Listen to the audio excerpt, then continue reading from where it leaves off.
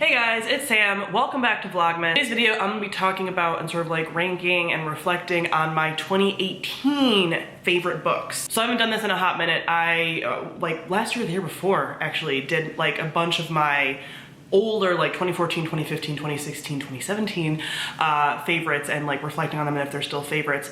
But I was a little too close to 2018 to feel like I could really do 2018. So now I feel like I can do like 2018, 2019. You know, today's 2018. But I feel like I could do that because it's been enough time. But when it gets too close, it's like, well, yeah, they're still my favorites. I read them like a year ago. So yeah, let's go through my 2018 favorites and see if a lot of them are still favorites. I'm gonna assume that they are because really, I feel like 2018 is when I really started solidifying like my reading tastes and reading what I'm really into. Binks is right here trying to be a menace to society. Come here, Mr. Man, you're so handsome. Now he's on my lap. Hopefully that will help him not be such a menace. But yeah, let's go through these. I'm thinking they're gonna be pretty good and we'll go from there. Now, this was when I only did my like 2018 book awards. So like previous videos, some of these are gonna be books that are like, oh, what was the favorite cover? So it wasn't really a favorite book, but for the most part, these were favorites. First was Vicious by V.E. Schwab. This remains a favorite. I think this holds up. We do not talk about the rest of the series because the second book I think was awful, but this first book, and I said it was a favorite male protagonist and it was Victor Vale. It's a good male protagonist. I like the way this book was written.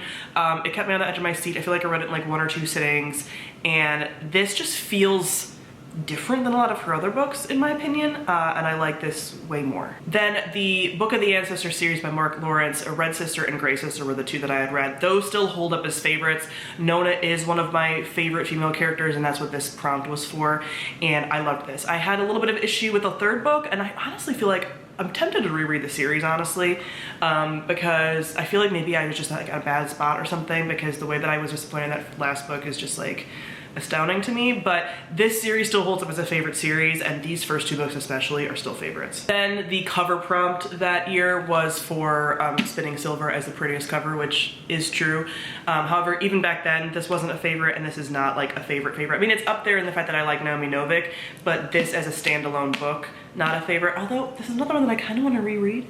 And maybe it would stay in my feelings slightly more on a reread, going in with the expectations that I have for it. These, oh, it kind of matches. But yeah, not like an all-time favorite, but a favorite in the way that it's like part of the Naomi Novik writing catalog, which is like favorites. Then I talked about Born by Jeff Vandermeer. This weird little book still holds up. I also want to reread this, possibly get it on my shelf. I listened to the audiobook and that's why I didn't own it. But I read this for BookTube SFF Awards, which, can I just say, I deeply miss the BookTube SFF Awards and participating in it, and I'm not even sure if it's happening anymore because a lot of the organizers like don't have the time for it and stuff anymore. But I read so many good books because of that. But now I'm kind of doing it adjacently by doing the Hugos because a lot of books that end up in the Hugos I feel like ended up in the BookTube SFF Awards. So yeah, but a lot of books this year, like when I was talking about the Book of the Ancestor series and whatever, and then now Born, were because of the BookTube SFF Awards that I read these. Yeah, I love Born. I want to read more of the new weird genre and I just forget, so maybe in the future I will do more of that. It's such a weird little book. I love this like blend of like sci-fi, bodies being corrupted. I just like body horror, guys. I don't know why. Like, it doesn't freak me out at all. I like reading about it. I think it's so cool. This has like biotech and stuff, and then there's all these things with like the relationship in here and the relationship between Born, who's this like creature, and Rachel, who's like the main character, who's a human person. And yeah, it's just a delight. That one holds up as like an all-time favorite. Thinking about that because I just got a bookish tattoo yesterday on this arm, I'm like, Born tattoo? But like literally the only thing I could think of would be like the flying bear, or like a picture of Born, which is just like the weirdest thing. So I don't know, I have to reread it and be like, is there something that would fit in this for Born? Because Born has stood the test of time in my heart. Then I talk about The Hazelwood by Melissa Albertson. This was the first book in a YA, I think it's like a series. I don't know if they did more than 2 books, but this was like a dark fairy tale thing. Portal fantasy kind of, and I did really like this, but then as time went on it didn't grip me enough to want to continue with the series. Like, I could see myself potentially picking the second book up from the library. This was like good for the time, but hasn't been an all-time favorite, but I still think fondly of, like, when I saw it I was like, oh yeah, I like that series. But yeah, I'm not it didn't stick out like other series to me. I also talk about Trail of Lightning by Rebecca Roanhorse. I wish I could get this sticker off. I need to make that like a goal for myself because it's been on there the whole time. And this is a favorite. I love Rebecca Roanhorse. I'm reading her current series. I mean, this is also a current series. I want her to write more. If anyone has any connections to Rebecca Roanhorse, please tell her to write more in this series. But I love this as an urban fantasy series. It has Native American folklore mythology. It's like, it hits everything for me that I want in an urban fantasy series, especially because I feel like there's not a ton of like newer urban fantasy that I've been reading. So yeah, love this. Then I talk about Furyborn and Sawkill Girls by Claire Legrand because it was a favorite new to me author prompt. Furyborn does not hold up as a favorite series. Like, I'm still holding on to it. I still really like it's a greater than the sum of its parts type series. Overall what it's doing thematically and everything, but I don't necessarily like love all the installments, but like it is still pretty good. Sawkill Girls, still a favorite. This is so good. This was, I think, what actually got me into being like, I could read stuff that's slightly more horror adjacent. This was a test for me, but this is like women turning fear into power, women bonds, and it has like an ace main character and there's like 3 different characters.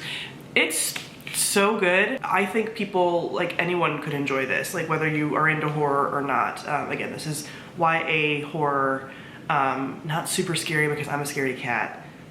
The themes of this, and I love Claire Legrand and continue to like her stuff and will read everything that she comes out with because I really like her writing. I talk about Monstrous. This is the year that I started the Monsters series. I'm currently still reading through this series and trying to catch up on things. So yes, this stands out as a favorite. One of my favorite graphic novel series. I think my top, I haven't read Saga in a while, so Saga no longer ranks as the highest, but it could if I start to reread them, which I kind of plan to next year. But Monstrous, Descender, and Wicked and the Divine are like my 3 favorites, with Saga being like 4. As far as favorite graphic novel series, for sure. The Gilded Wolf series by Roshni Chokshi was another one I talked about. It was one of the last books that I read that year, so I went on a whole spiel about like, this is why I wait till the end of the year and film my end of the year videos in the following year, like in January, and I stand by that. But this series, yes, is still a favorite. It's not like, I think it'll kind of stay as like an all-time favorite, honestly. But yeah, it is still a favorite. I mean, I really just finished this series this year, so we'll see where it sits permanently in my heart, but yeah, still really like the series, up there in the favorites. For Best Action, I talked about the Expanse series by James S.A. Corey. This does continue to be a favorite series, but I haven't read an installment since 2018. Oops. This is one that I am highly considering rereading and then continuing with in the new year, because I love this. And it's been so long that now I'm like, I could not tell you what happened in this book, or the second book. The first book is still firmly in my brain. I'll still probably reread it, but it's still like firmly there. The second 2 are like totally gone. So I like this, but I need to reimplant it, you know? And Station 11 by Emily St. John Mandel. This I listened to audiobook that year, and that one still also does stand the test of time. I've continued to read Emily St. John Mandel. I've read now 2 other books by her since then. And I just do think she's a really great author that does like speculative literary fiction. And yeah, this is kind of a, dare I say, like modern classic for a reason. I think a lot of people have read it across people who read different genres, and almost universally people really love it. I mean, I know that's not necessarily true. I know there's gonna be people that are like, I hate Station 11, and that's fine. But like, it's a pretty well-received novel for good reason. I think she's a really good author. And for Best Finale, I talked about The Stone Sky by N.K. Jemisin. Yes, Jemisin is great. This series continues to be one of my favorite series. It will always stand in my heart. It's just magnum opus level, I guess. Like, I mean, she won a Hugo for every single installment of this series. It's so good. Yes, this still stands out. I also did begrudgingly talk about A Conjuring of Light by V.E. Schwab for Best Finale. This wasn't even then a favorite series, but this finale, and I read it because of the book 2 SFF Awards, because I had to, because I hated the second book in the series and didn't really like the first book in the series. But this finale is still good. Would I rank it as one of my favorite books of all time? No, probably not, because I don't think about it, but I do think about like, damn, that finale was good for being a series that I didn't like. But would I recommend someone pushing through to read that finale? No.